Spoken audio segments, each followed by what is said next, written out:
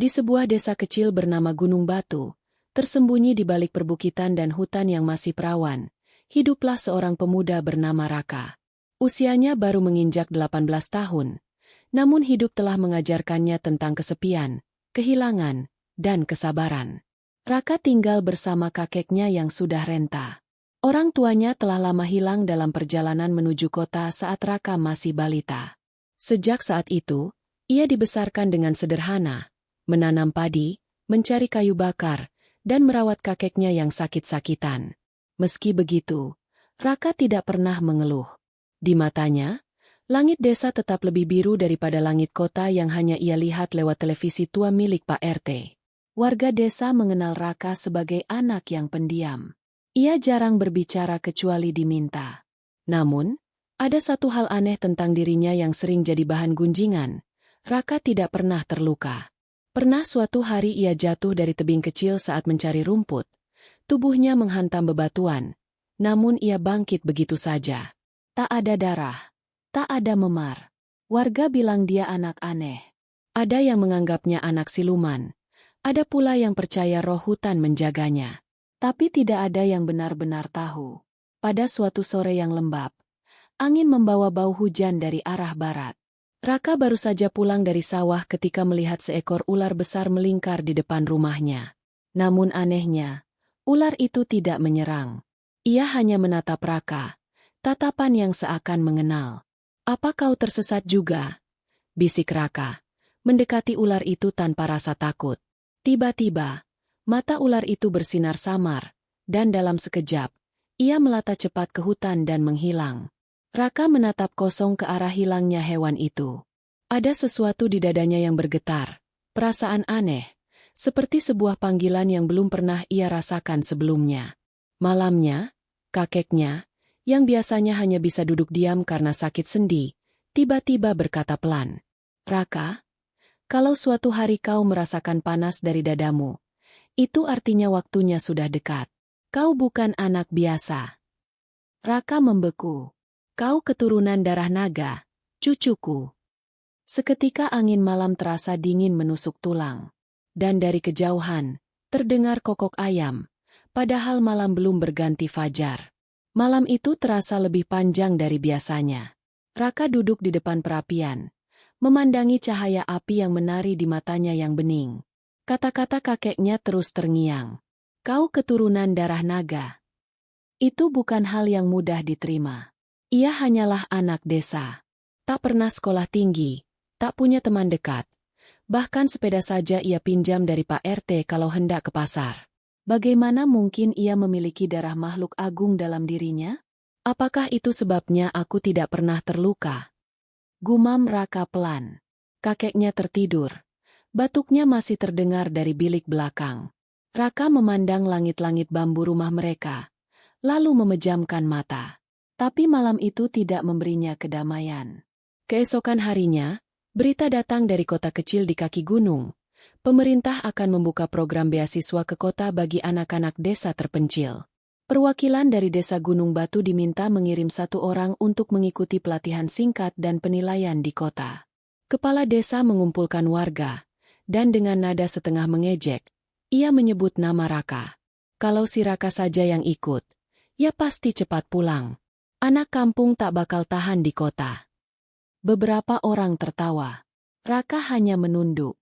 Tapi kakeknya, yang muncul didampingi tongkat kayu, melangkah maju. "Biarkan Raka yang pergi. Ia punya sesuatu yang kalian semua tidak punya." Mata semua tertuju pada Raka. Campuran rasa ingin tahu dan ejekan tergambar jelas di wajah mereka. 3 hari kemudian, Raka berdiri di pinggir jalan, membawa tas ransel tua dan selembar surat rekomendasi dari kepala desa. Kakeknya memeluknya lama, lalu berbisik di telinganya. "Di kota, kau akan bertemu dengan takdirmu. Jangan lawan panggilan itu. Dengarkan tubuhmu, terutama hatimu."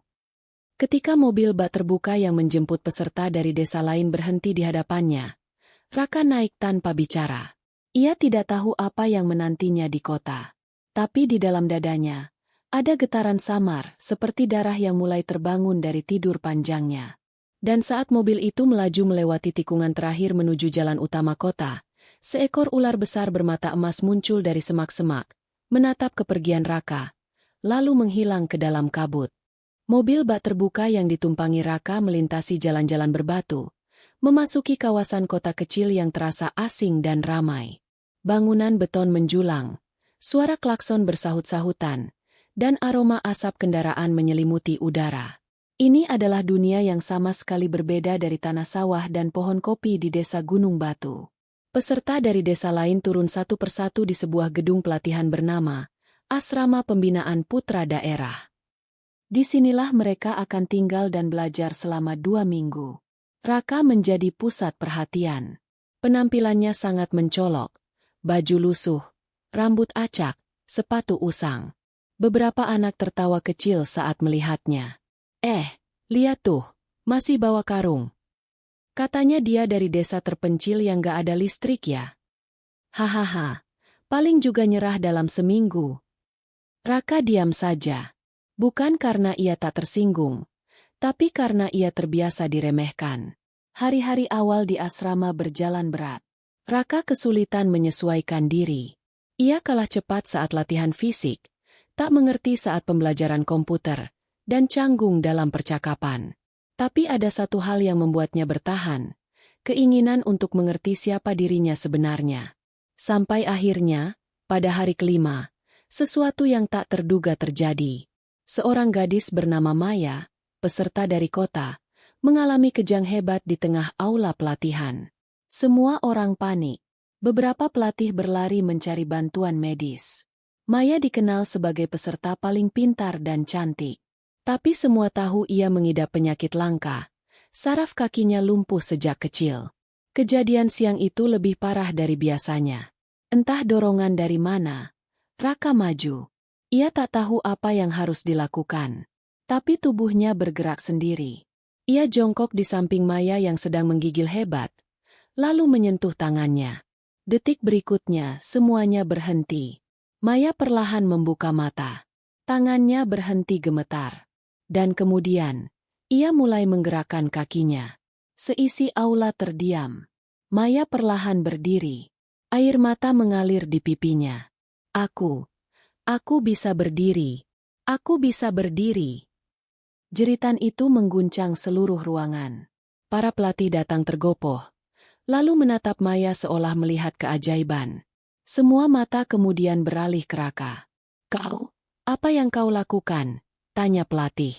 "Aku hanya menyentuhnya," jawab Raka dengan suara pelan. Tiba-tiba, dada Raka terasa panas. Sesuatu di dalam tubuhnya mendidih, seperti darah yang tidak bisa lagi ditahan. Ia berlari keluar aula, terengah-engah, lalu muntah. Api kecil keluar dari mulutnya. Ia menatap tangannya. Telapak itu kini berpendar merah keemasan. Dan dari kejauhan, di atap gedung, seekor bayangan bersisik besar tampak sesaat, sebelum menghilang ke langit. Sejak insiden penyembuhan Maya, nama Raka berubah dari bahan tertawaan menjadi pusat perhatian. Semua orang mulai melihatnya berbeda. Para pelatih mendatanginya, menanyakan apakah dia memiliki kemampuan supranatural. Raka tak bisa menjawab. Bahkan dirinya sendiri tak mengerti apa yang sedang terjadi pada tubuhnya. Maya, yang kini bisa berjalan perlahan dengan tongkat, terus menghampiri Raka dengan senyum syukur. Tapi tatapan para peserta lain tak semuanya hangat. Ada rasa curiga, ada ketakutan, dan ada pula rasa iri. Detektif 2. Dua pemerintah turun tangan. Keesokan harinya, 2 pria berjas datang ke asrama. Mereka mengaku dari Lembaga Penelitian Fenomena Langka Nasional, LPFLN. Mereka membawa berkas, alat perekam, dan satu pertanyaan utama. Bagaimana kau bisa menyembuhkan penyakit yang tak bisa diobati oleh sains? Raka bingung. Mereka mengambil sampel darahnya, bahkan mengajaknya melakukan tes di sebuah ruangan khusus. Ketika Raka menyentuh logam dingin, suhu benda itu naik drastis. Ketika ia dicolok jarum, darahnya mengeluarkan kilau emas samar. Salah satu peneliti berbisik kepada yang lain, genetikanya bukan manusia biasa. Bima Sakti mimpi panas dan suara asing. Malam itu, Raka tak bisa tidur. Ia bermimpi aneh. Dirinya berada di langit, dikelilingi awan merah dan bintang-bintang yang berkedip seperti mata. Di hadapannya berdiri sosok raksasa bersisik hitam, dengan tanduk emas dan mata menyala seperti bara. Darahmu mulai bangkit, pewaris terakhir dari Raja Naga Timur. Manusia tak akan mengerti kekuatanmu, dan mereka akan berusaha menghapusmu. Raka terbangun dengan napas tersengal, dan tempat tidurnya terbakar sebagian. Siluet patung dada bayangan yang membuntuti. Keesokan harinya, Maya menemuinya di belakang asrama. "Kau bukan orang biasa, kan?" tanyanya dengan suara pelan. Raka menatapnya. Untuk pertama kali, ia ingin menceritakan semuanya. Tapi sebelum bibirnya terbuka, sebuah anak panah berkilau melesat dari semak-semak dan hampir mengenai Maya. Raka refleks menepisnya, dan panah itu terpental, meleleh saat menyentuh telapak tangannya. Dari kejauhan, tampak siluet seseorang bertudung hitam melarikan diri ke arah hutan. "Mereka mulai datang," bisik suara dalam pikiran Raka.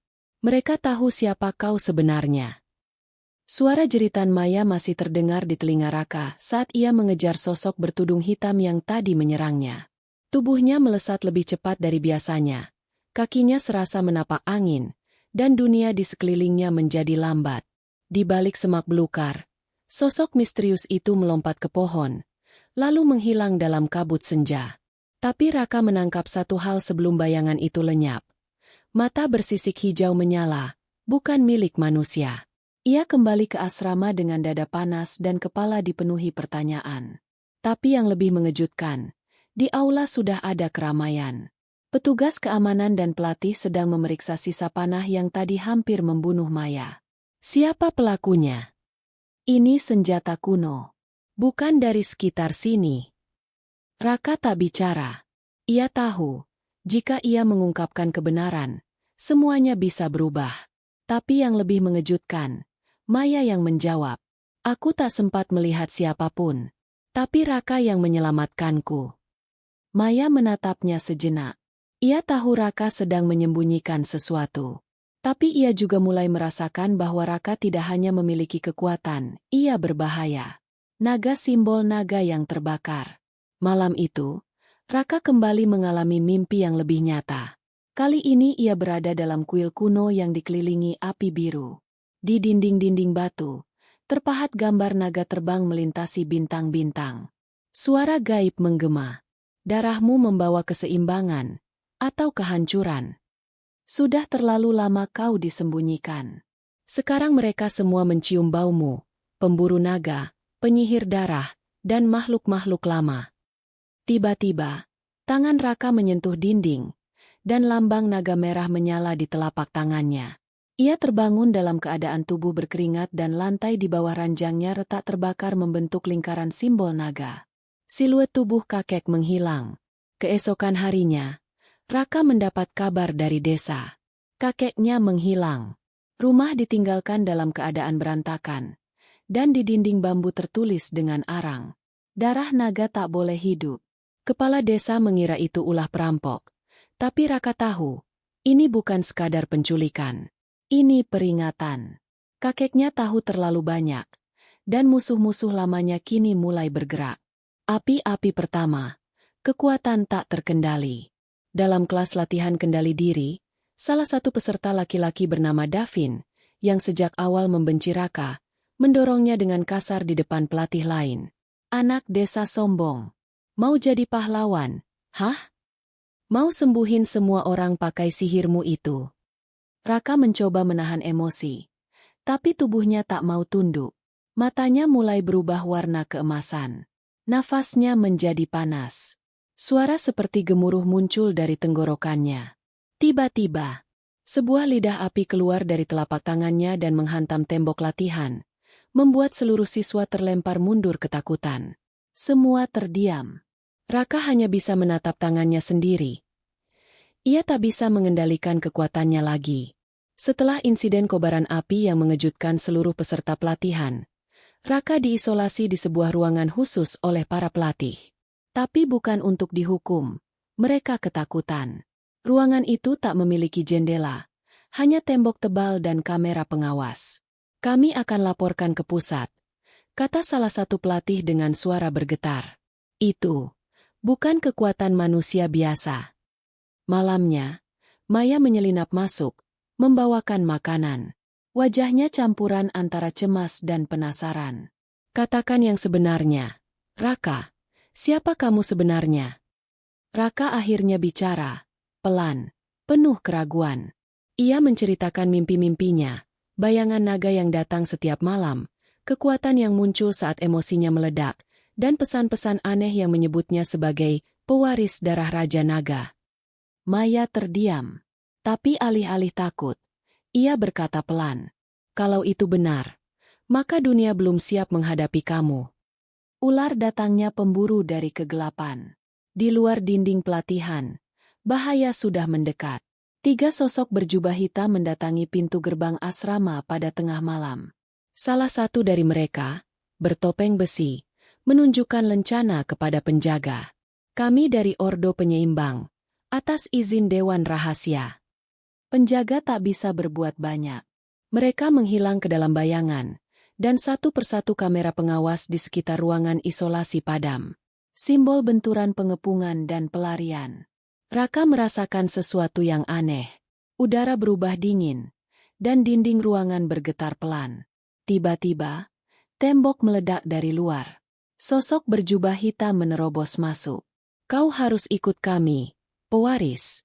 Dunia ini tak bisa kau lindungi, kecuali kau tunduk. Maya berteriak. Raka berdiri dan mencoba melindunginya. Tapi salah satu pemburu itu mengacungkan tongkat tulang dan membaca mantra.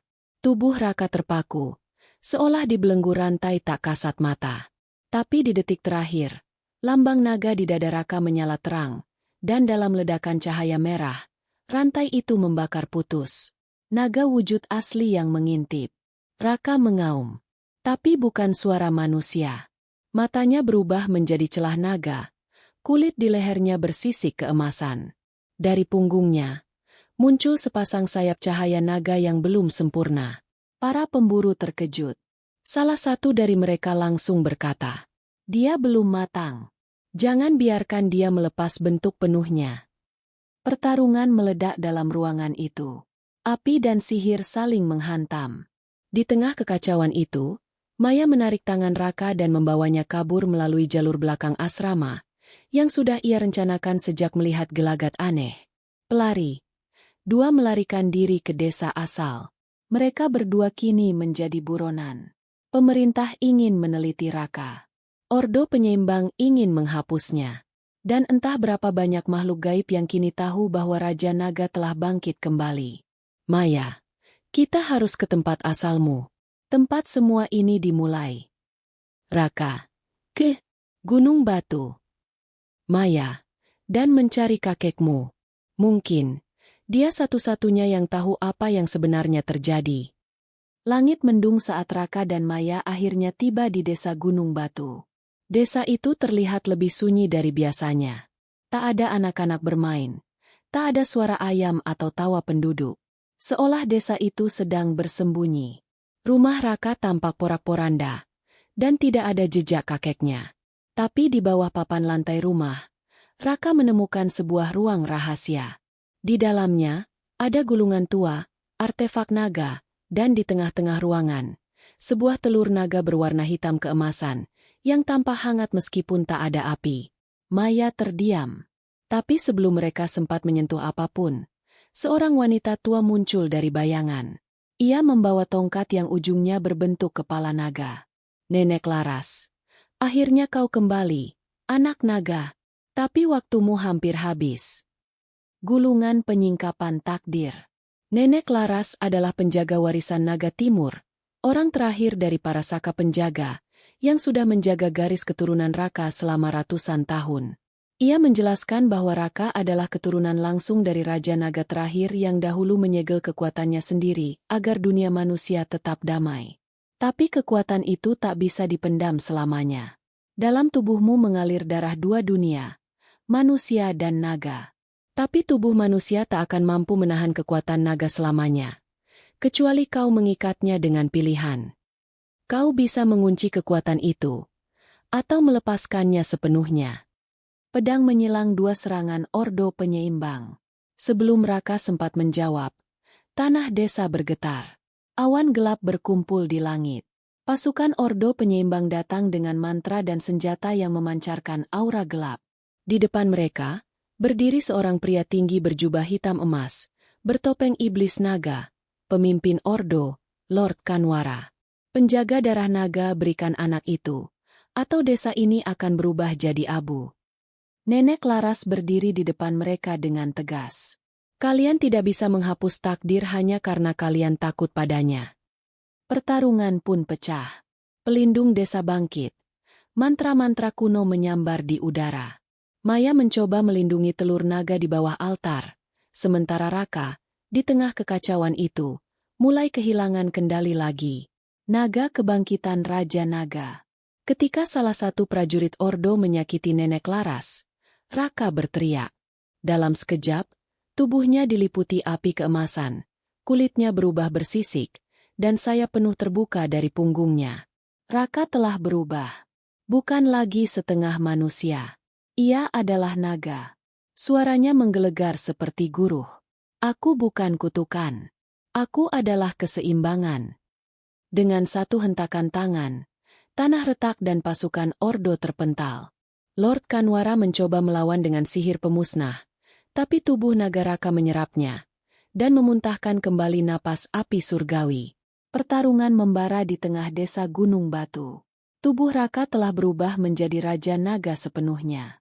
Tubuh setinggi 3 meter, bersisik keemasan, dengan mata menyala merah api. Suaranya bukan lagi suara manusia. Tapi di balik kekuatan itu, hatinya masih berdebar seperti dulu. Di hadapannya, Lord Kanwara berdiri dengan tongkat pusaka penghapus takdir, sebuah senjata kuno yang konon bisa menghapus garis keturunan makhluk gaib dari dunia. Kanwara, kau pikir bisa mengendalikan kekuatan itu? Setiap Raja Naga selalu berakhir gila. Kau akan menghancurkan mereka semua. Raka, mungkin, tapi aku bukan mereka. Api pertarungan dua takdir. Pertarungan antara Raka versus Kanwara berlangsung luar biasa. Setiap langkah Raka mengguncang tanah. Napasnya menjadi badai api, namun Kanwara terlalu cepat, licik, dan terlatih melawan makhluk sakti. Kanwara memanggil bayangan para naga yang telah dibunuh sebelumnya. Makhluk-makhluk arwah itu mencengkeram tubuh Raka, menyeretnya ke dalam kegelapan kesadaran. Bima sakti dunia dalam diri. Dalam bayangan pikirannya, Raka terjatuh dalam kehampaan. Ia melihat dirinya yang kecil, ketakutan, dan mendengar suara-suara. Suara Maya, suara kakeknya, suara tawa teman-temannya di desa. Lalu, bayangan seorang pria berjubah naga muncul. Kau telah melihat kekuatan naga, tapi belum tahu kelemahannya. Kelemahannya adalah kehilangan rasa sebagai manusia. Kau bisa jadi naga sepenuhnya, atau tetap jadi jembatan yang menghubungkan dua dunia. Raka memandang ke dalam hatinya. Ia tak ingin menjadi raja yang ditakuti. Ia ingin menyembuhkan, seperti saat ia menyentuh Maya untuk pertama kali. Aku bukan hanya naga. Aku, Raka. Bintang bersinar peleburan dua jiwa.